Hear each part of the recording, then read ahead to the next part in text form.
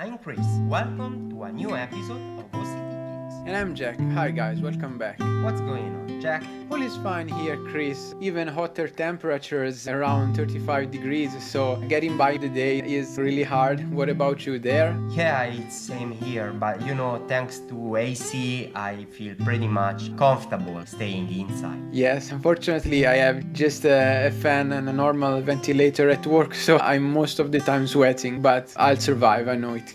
I remember those times. So, what about the topic for today, Chris? Have you thought about something? So, today's topic is a new series on Amazon Prime Video. I'm talking about Cruel Summer. Have you heard about this guy? It's a brand new series coming out on Amazon Prime. Me and Chris decided to give our perspective and vision of at least the first episode, because as far as we can tell, we have only watched one episode out of 10, so we'll just say which our impressions are about this brand new series. It could be possible that you already watched the complete series. Really, we don't know anything outside the pilot episode. So it's basically a general chat between two friends and whether or not we recommend you to start watching that. So, Jack, let's talk about the first important question. Did you enjoy the first episode? Well, actually, I enjoyed the first episode. It started like a mystery feels. It reminded me the series that you have recommended me some time ago, Home Before Dark. I don't know if you like this first episode has all the series of Home Before Dark, but as far as I can tell, I enjoyed the sense of mystery and the thrilling experience that it brought along. It focuses on the story of basically two girls, Janet Turner and Kate Wallace. They're quite the opposite of each other. One is kind of outcast at schools. She has two best friends with whom she hangs out. They fancy about doing a list of immoral things that they start to take this list as a challenge. It seems that this list develops in even more challenging acts, even more immoral. It seems very dangerous, to say the least, but it seems they enjoy doing this kind of game. Kate Wallace at the point of the story gets kidnapped. We don't really understand when and why, because the story develops in three different years, 1993, 1994 and 1995, so the story is very fractured. It's quite difficult for someone that watches has the first time to get in touch with all the new information. I like this shifting between different years because it reminded me of a series which I really liked, True Detective. On the first season of True Detective, the story develops in two different timelines, so it reminded me of that, and my heart enjoyed this. As for the rest, I found the plot quite simple and predictable, but of course it was an introductive episode. I think the pilot was okay overall. What do you think about it, Chris? So, about me, I have to say that I didn't enjoy this series as much as you. First of all, I'm not a big fan of thriller in general, so maybe I didn't appreciate as much the vibe of the series. Anyways, if you are a thriller fan, it's something that it's really well done. If you are interested in this kind of TV series style, I can recommend to you. Otherwise, I don't feel to recommend this series as much. So, before you were talking about another series that I really enjoy, that is Home Before Dark. In that case, I can recommend to everyone. It was a different experience. In Cruel Summer, the swift between years, it's not really my style, even though the main character is still the same. You can clearly see which years we are at that specific time. During the first year, you have this idea of a 15 years old girl. She is super cheerful and happy, while the second year she started to swift friendships. She pays attention to fashion. She's kinda like a prom queen. In the third and last year, she is super dark and depressed. And yes, say hi to my dog here. yeah, hi Aki. He is interested in Cruel Summer as well. I think what what we are living now, it's a cruel summer because it's too hot. Yes, but Even not so for him. cruel for him because of the AC on. Yeah, he's feeling much better than me, I guess. Besides that, I don't look forward to watch episode 2, and I'm pretty sure I will not. For me, that series started and finished with the pilot episode. I think I'll give it a try for at least the second and third episode. It's very hard for a series now to have that feature of original characters and story that evokes that feeling in the viewers, and it feeds the attention of, so it's not easy to find the series that gets you hooked until the very last frame. So the most important question to ask would be, are you enjoying thrillers or not? And also, if you are watching with younger kids or even teenagers, I don't know if it's the best TV show for them. I think it's too violent and dark, so I will not recommend. And in general, in the world nowadays, you hear all kinds of terrible events spreading all around the world, pandemic included. So when I watch TV or TV shows, I'm looking for something more cheerful, just to light up the general atmosphere and just to have a good laugh. So that's why in our previous episodes we talk many times about TV shows like Ted Lasso.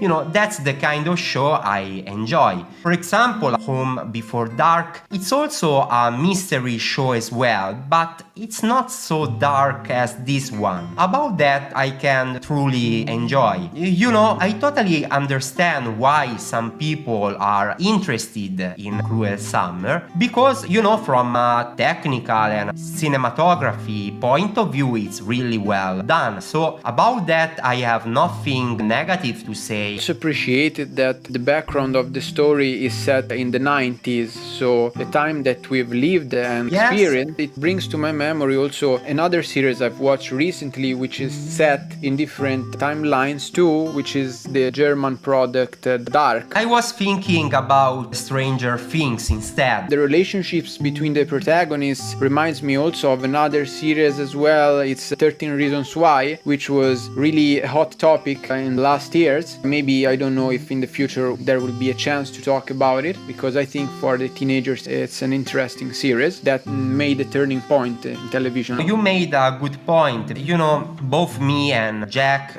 grew up in the 90s. I think that many people up the age of 30 really enjoy this kind of references. You know, we can listen again to popular radio songs of the time, and we were able to see the VHS again. I'm sure that many of the younger people in our audience didn't experience that. Seeing this kind of elements that were a central part of our technological daily life, it was good memory. It's interesting, there was a scene where basically the main character is in the same room with the lawyers, and the lawyers used two laptops. I believe this is kinda the very first laptops. It's super bulky and, you know, it looks like a prehistorical age of technology. Even, for example, the cell phone. I remember that when I was a kid, my parents bought their first cell phone. You know, it was huge and it has an antenna as well, so it was quite a fun memory. I remember it was so expensive, or I would say as expensive as the top level smartphone nowadays. And it didn't change so fast like the mobile phones today. At that time, for example, SMS didn't exist. It was introduced a few years later.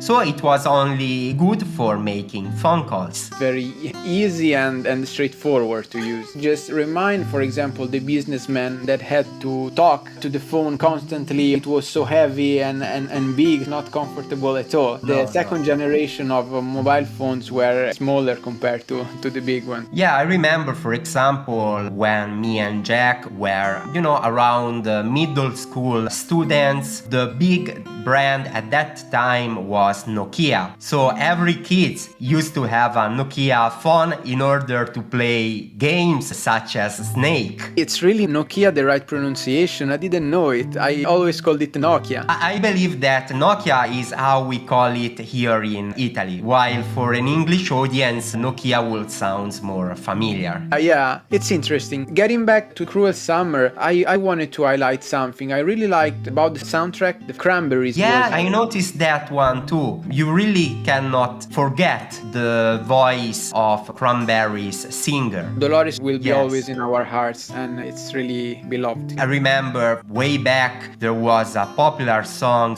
called Zombie that every teenager used to like and sing. Or the Animal Instinct. Way too many to count them all right now. So that's kinda what I was saying before. It was quite cool to hear back these songs from the time we were students. Totally. So basically, as you might have guessed, on the one side there is Jack who would recommend this series, while me, I have my doubts about it. But really, don't mistake my word, because if you enjoy thriller, mystery, and a little bit of a darker vibe of a TV shows, I'm pretty sure you will totally enjoy this one. So go watch it without any worries. Again, for a younger audience or for someone like me who wants to watch something more cheerful in these uncertain times. I think that in this historical time, series like Ted Lasso was really a blessing for the television, because it has light atmosphere that everybody needs. As we said before, if you are looking for some kind of mystery, but at the same time you don't want a TV shows as dark as Cruel Summer, at this point I will totally recommend you Home Before Dark. It's a series that I totally enjoy. Okay then, I think that our suggestions these times were really a lot for our listeners. Please guys, let us know what you think about any of the series that we've talked today, what you thought about the first episode of Cruel Summer, and if you are thinking about going ahead in watching Or maybe there is someone in our audience who already saw the complete first season. In that case, spoiler free, what is your opinion about the series on the whole? Let us know in the comments down below. If you're enjoying a specific TV shows that me and Jack never mention in our channel, you're welcome to let us know. Maybe you can give us a very useful insights in order to have a new topic to talk in the near future. We are hoping for that, of course. We are open to new ideas. In the meantime, don't forget to send us a like if you enjoyed the video, or a thumbs down if you didn't enjoy as much.